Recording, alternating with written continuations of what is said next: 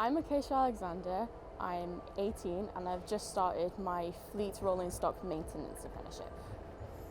Well, I didn't exactly totally envision myself doing engineering, but since my mum started train driving and I got to sift through all of her work while she was qualifying, it really started to get me interested in engineering. I originally wanted to do a career in marine zoology. As I went through GCSE, as I went through an A-level in biology, I kind of felt like I didn't want to do a job in an office.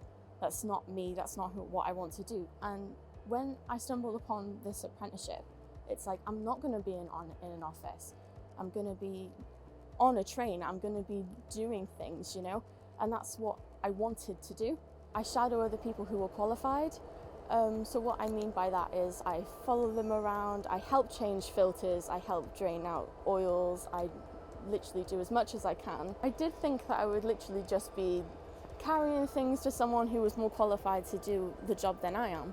But everyone here is just really, really happy that I'm just here to learn something that they're doing. And it's really been an experience for me. I hope to fully qualify really, really well in my role, and I hope to actually become a Cat 4 while I'm here, so a proper electrical engineer, a fitter, that's definitely what I want to be.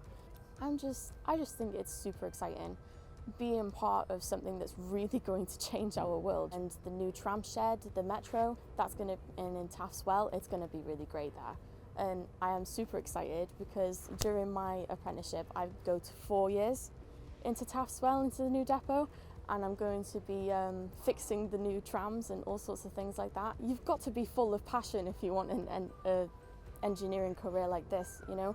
Keep up your passion, be confident, and display how much you want this.